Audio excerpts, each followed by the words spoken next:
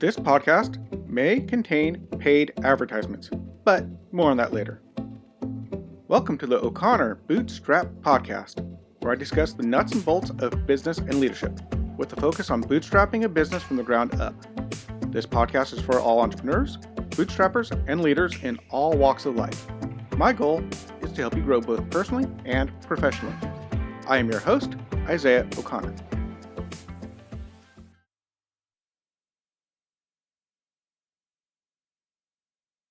Today's podcast is brought to you by audible.com. When you're an entrepreneur, when you have two small kids at home and you're working from home, you don't have a lot of time to sit down and read. I certainly don't. I used to, but now I don't. So now I listen to my books. Audible is my favorite place to get it. I've had them for 15 years or so. I've got well over 100 books. I really, really love them. The reason this podcast is even here is directly due to Audible, because I was listening to the book 48 Days to the Work You Love, and that's the book that inspired me to start my own business, which led me eventually to this podcast. So Audible's amazing, and of course, the book 48 Days to the Work You Love by Dan Miller is an amazing book. I highly recommend it, and you can get a free copy when you use my code over at audible.com/bootstrap with a capital B. You can get a 30-day free trial, and in that 30-day free trial, you get one free book that you keep forever, 2 Audible originals that you also keep forever, plus you get to listen to their streaming library for the entire month. Afterwards, it's only $14.95 a month, well worth the price, and it's great because every single month you get one free book, 2 Audible originals, and access to the streaming library, which includes podcasts as well. And it's just really an amazing program. The functionality of the app is amazing. You can stop, bookmark things. It's really great. Go check it out, audible.com/capital B bootstrap to get your free 30-day trial. And I highly suggest 48 Days to the Work You Love, because it's really a great book to answer the question I'm about to talk about right now, and that is being a bootstrapper for you? And that's a good question to ask.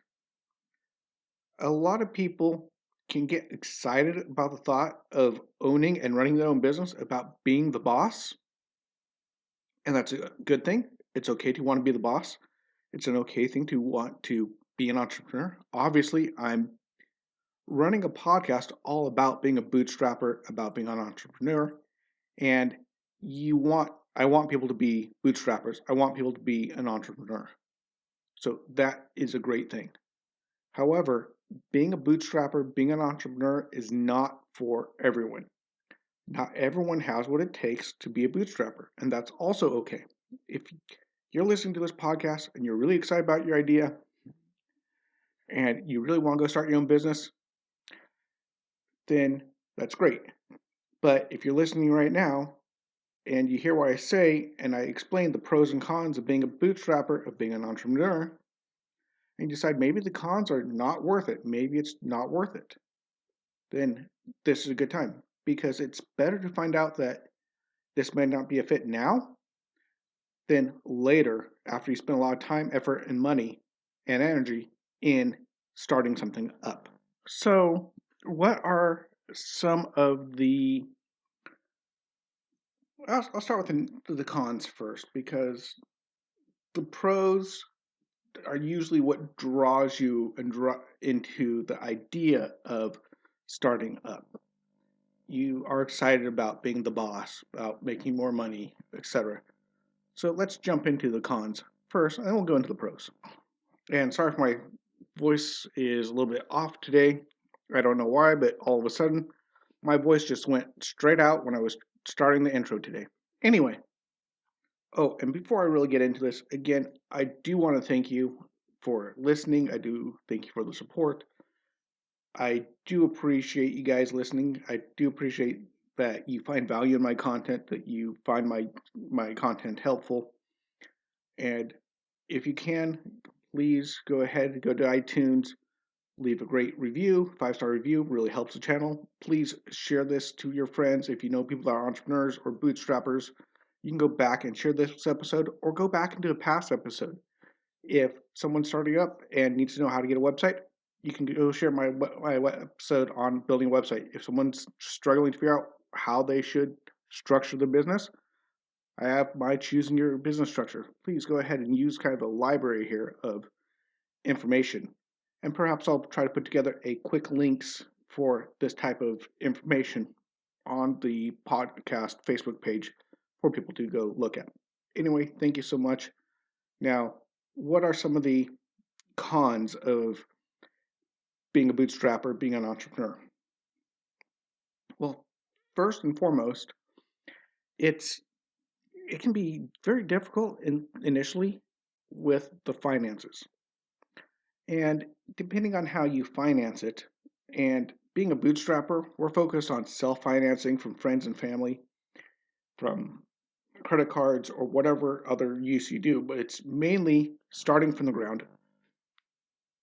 I mean, I started with just a few bucks from our own private account that we had from my job and my wife's job. I think it cost us a grand total of about 80, 100 bucks total to get started. Not much. Doesn't take a lot. But when you start up, realistically, you can't expect to be making money and turning a profit in the first day, week, or even year. Odds are it'll take you a good 5 years to really get steam and really earning a living from it, if not longer. Depending, of course, in the industry and what you're doing, the type of work you're doing, all this good stuff. There's a lot of factors that play into it, but you're not going to make a lot of money and you're not likely to be able to support a family off of your income as an entrepreneur when you're first starting up. So that's the first thing that's negative. Second thing tied into that is you don't know when the money's coming in. When you become an entrepreneur, you basically put yourself on 100% paid commission. So you only make money when you make a sale, period. There's no hourly pay, there's no salary, there's no startup period where you get pay until you get into sales and then make a commission. None of that. You are now 100% on commission, responsible for 100% of your income. And this can be a good thing. Don't get me wrong. It's just one of those things that can be scary and rough when you start up because you don't know how much money you're going to make, how many sales you're going to make. It's hard to project that, especially starting up. After the first year or so, you start getting an idea of sales projections and kind of get an idea of what you're going to do. But until then, it's scary. And then there's all the administrative work. Now, in general, most people who are entrepreneurs don't usually have the administrative side as a strength in general. Now, I don't have research to back that up. This is just personal experience. Most people who start their own business don't generally have a degree in accounting and know how to run all the administrative details. Now, there are people that do, and I've seen them, and some people love that part of the work and they understand it very, very well. Great, good. But most of the time, someone comes up with a great widget or gadget that they're going to sell, or a new software product they're going to sell, or they're going to start a lawn mowing service, or they're going to start a balloon entertainment service like I did. They're going to sell roses online. They're going to do something else that is not heavily centered on the administrative part, and that's your main thing you do. So being an administrator is not usually one of the biggest strengths of an entrepreneur. And the administration part gets hard. When you have a job, you got a job. You don't have to worry about payroll. You don't have to worry about taxes. You don't have to worry about overhead. You don't have to worry about planning everything, paying all the employees, paying the lights, paying the electricity, all these little details, all this administrative work, all these extra costs. You don't worry about it. You go to work, you do your job, you go home, you get a paycheck. End of story. Pretty simple. So that's can be a problem. It's often one of the hard things to struggle through, where you don't understand how to do the accounting, you don't understand the proper way to order in advance, order enough materials, all this stuff. It's really a handful to do, and you are now responsible for everything. You're responsible for doing your taxes at the end of the year. You're responsible for keeping good records. You're responsible for everything. And that, again, can be rough and can be a con. Again, none of these things can't be over, are things that cannot be overcome if you're willing to do so. But they're harder. Being an entrepreneur is anything but easy. So it's harder. Being an entrepreneur is much, much harder than working at a 9 to 5 job because you're now responsible for everything. Another thing, 9 to 5, 9 to what? 9? It might be 3, 4 in the morning. Sometimes someone's crazy enough to call you, send you a message. You probably shouldn't answer that unless it's a real emergency with a client that you need to help for some odd reason. But yeah, your work schedule can go crazy. You're going to likely go from working a 40-hour week to a 60 to an 80-hour week. You will be working your tail off. Free time? What's that? What's free time? You won't know what free time is. You're going to get up, work all day, go to bed exhausted. That's very, very common. And if you're going to be successful, oftentimes you have to do that. Some people don't. Sometimes you don't work as much as you can in the business because of other things. Yeah, you can balance it out a bit, but you do work a lot. It's a lot more imperative that you do work. And another thing is, if you don't work, you don't eat. I.e., you are responsible for your schedule, but if you don't put in the hours, you're not going to make enough money to pay the bills. You have to put in the hours to make the money to pay the bills. Same as a job, but at a job, you go 9 to 5, 40 hours, you're done, you get a paycheck, you don't have to sweat about it. When you're working your own business, same thing. You can work 40 hours and you might not still make enough, initially at least. Again, I'll get to the positives yet. But you know what I mean? Even at a 9 to 5 job, if you're sick at a 9 to 5 job, you can go home. A lot of places will pay you sick pay, no sick pay. You want to take a vacation as an entrepreneur? Great. Save up money and then take a vacation.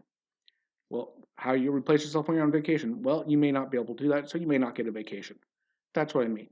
You have to work a lot more and a lot harder as an entrepreneur than not being one. You not being one, you just go and you go to work. You work your set hours, you go home, and you're done. And as an entrepreneur, it's a lot harder to have a work and life separation. You go to work, you leave work, and you can leave work behind. 9 times out of 10, yeah, you have bad days. Sometimes you have to take home with you, work home with you. Sometimes you fight with the boss or a coworker, and it's a bummer of a day. I get that. Been there more times than I can care to talk about. But by and large, you can go home and you don't have to think about working. You just go home. Be an entrepreneur. Work follows you everywhere you go. It's like the advent of cell phones. Cell phones are nothing more than an electronic leash. You're now hooked to the telephone. And an entrepreneur, odds are you'll become even more leashed to your telephone. You're on the job all the time. It's a lot of work. So that can be a hard thing. Another thing is a lot of times your family and friends will think that you don't have a job. One of the biggest things that I've heard personally and I've heard from a lot of people is, when are you getting a job? Well, I have a job. No, but when are you going to get a real job? Oh, he's not working right now. No, I own a company. Well, no, he's not working right now because I haven't made a lot of money. Oh, well, you're still not having a job. It's like, no, it is a job. It's not a 9 to 5 job. It's not a go to work and show up job, but I am working. I am gainfully employed. I'm working for myself, but it's really hard for friends and family to understand this often, and this can cause conflict within your family. Also harder. And your money situation may become worse. It can really be hard financially to be an entrepreneur. Really, really hard. And again, this is something that, depending on the way you do it, can be mitigated, but it can be hard as well. But again, these are things you need to take into consideration when you start. So you also take a huge financial risk, especially if you sink a lot of money into equipment and advertising and websites and everything else. If it doesn't work out, you may lose a lot of money. All the risk is now on you. All your business risk is on you. You take a job, your only risk is you lose your job. Your job goes bankrupt, or you get fired, or something else happens. Yeah, there's always a risk, but it's not the same risk. And it's not all on you. If you get fired, or if the company you're working for goes bankrupt, odds are you have unemployment insurance. You can go get unemployment to help you go until you can get another job. Doesn't work that way when you're an entrepreneur. It's all on you, especially if you're a sole proprietorship. Then everything falls on you. You're responsible for everything. But again, these can be mitigated by the way you start up, how quickly you start up, if you build it up slowly or not. A lot of these things can be mitigated.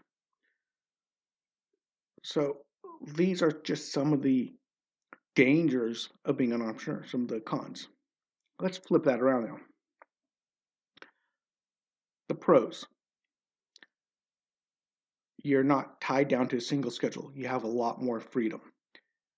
You can work around your schedule. You can figure out a way to do what you do and still have a life to some degree. Yeah, initially maybe not.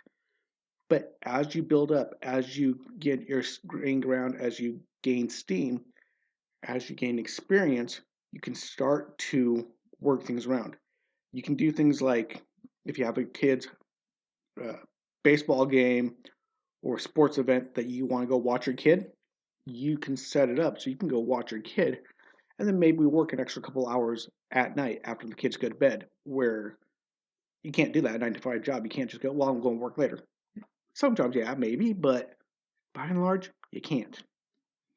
Also, depending on what you're doing as an entrepreneur, if you do content creation, for example, you can blitz and work 80, 100 hours in a week for 3 or 4 weeks, build up a content library, set it up to post, and take an entire vacation and walk away and not have to worry about analytics or anything else going bad because you can record in advance. I'm going to be doing that actually next week. The kids are going to be home, and I'm going to record 2 more podcasts and have them uploaded for next week while I take a winter vacation with my kids.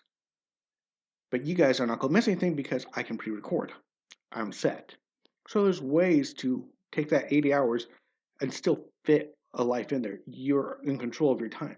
You can work less if you want, you can work more, and your success depends completely on you. So if you can take a break, you can. You can choose to put your family first for a little while you do this.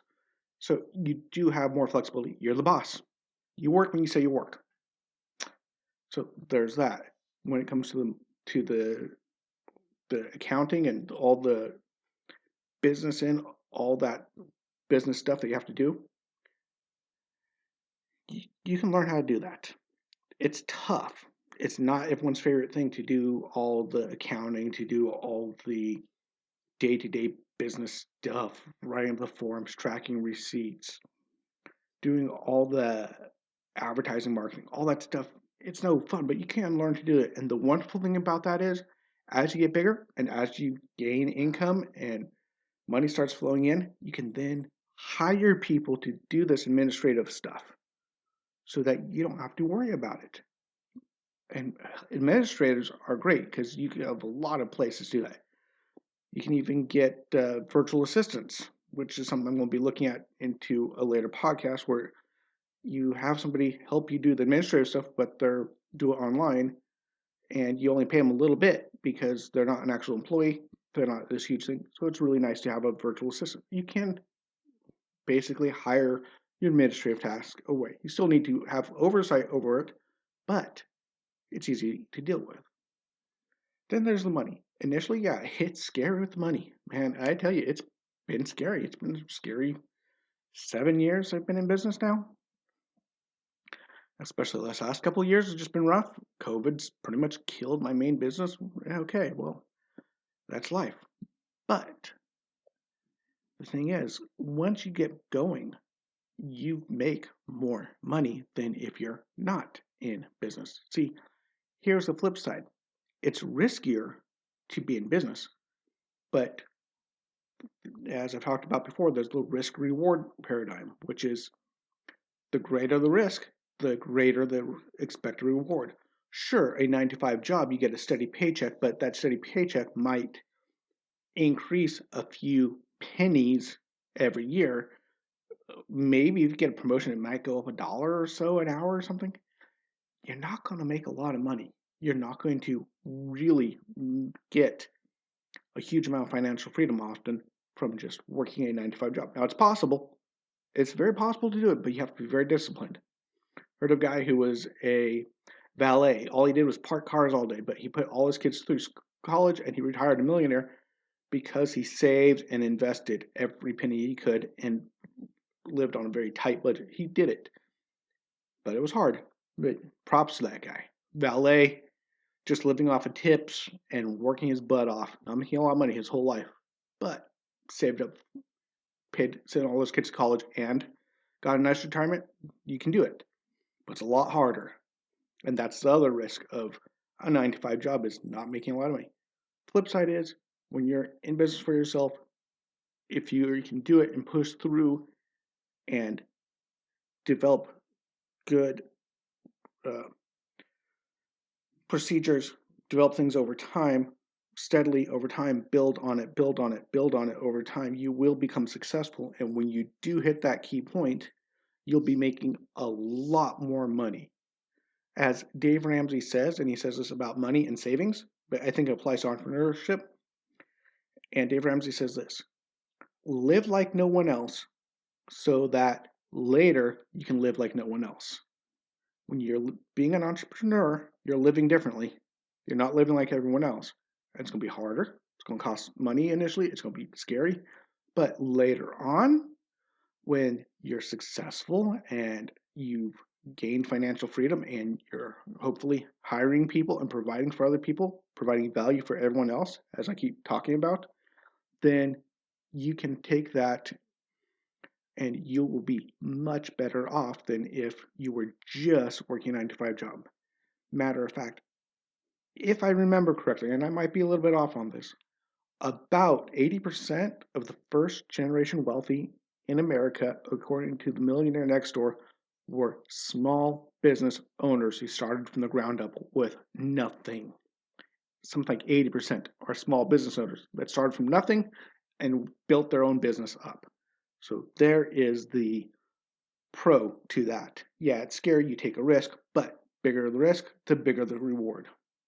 And as you build up, you hire people, you can take more time off. So basically all the risks and all the negatives can be offset by the rewards, which is why a lot of people want to do it. Oh, and one thing is when I'm sure you trade one boss for many. When I'm an entrepreneur and I run my balloon business, I don't have a boss. I'm the boss, but all my clients become my boss. I have lots of bosses. I have a lot of people I have to deal with. So yeah, I'm the boss. I see what happens in my company, but I have to keep my clients, and it's a different type of quote unquote boss. So yeah, you still have a boss, but you're now responsible to all the clients. Whereas say you're working a 9 to 5 job, all you have to do is make the widget 8 hours a day and go home. That's it. You don't have to worry about customers and all this stuff. So there's that. But on the flip side, you do have the freedom. You do make the rules. You do what you want in the business, for better or for worse, hopefully for better. So it does provide a lot of freedom in that sense. And so I guess the upshot is when you're looking at becoming a bootstrapper, becoming an entrepreneur, then you can look at it and go, hey, it's really hard. It's really scary. And a lot of people can't make it through those hard, scary times because it takes a while. It can take 5 years plus. It can take a long time. It's not get rich quick, but the rewards are building your wealth up finding your fortune, whatever you want to say. But it takes a lot of work, it takes a lot of time, but the rewards are worth it. But you may not be a person that can wait for that. You might have a family with small kids. You got to feed the family. You can't do it right now. So you got to think about that. Of course, there is always the third option, which I always say, like to go towards the middle, which is if you want to be an entrepreneur, start up slowly. Start selling a couple of things on the side. Start recording a podcast on a weekend. Start developing your product and selling it to a couple of friends and family. Build it slowly. Have your 9-to-5 job as you build up. And then when your side job makes more than your main job, then you can kick your main job to the side and take over your side job as your main job. That's the best way to do it, because then that allows you to be that entrepreneur and it mitigates the negatives of being a startup. Anyway, y'all have a great day. I will talk to you guys next week. Hopefully I'll actually have a couple of interviews for you guys next week. Talk to you later. Bye-bye. If you found value in this content, please leave a comment and give us a 5-star rating on whichever podcast platform you use. We're on Apple Podcasts, Spotify, Google Podcasts, and most other podcast platforms. If you would like to support us, you can check out our sponsor links, or if you would like to directly support the show, you can donate or join our membership program at buymeacoffee.com/bootstrap. Of course, it really helps when you share these podcasts as well. If you would like to interact with me and other bootstrappers and leaders, you can join our O'Connor Bootstrap Podcast Facebook group. You have been listening to the O'Connor Bootstrap Podcast and Atheoz Business Solutions Podcast. For our companion podcast, the Atheoz Business Podcast, hosted by Jason St. Clair, past episodes, and related blogs, check out our website at www.atheoz.com, which is www.atheoz.com, or theoz.com. Until next time, I've been your friendly neighborhood entrepreneur, Isaiah O'Connor.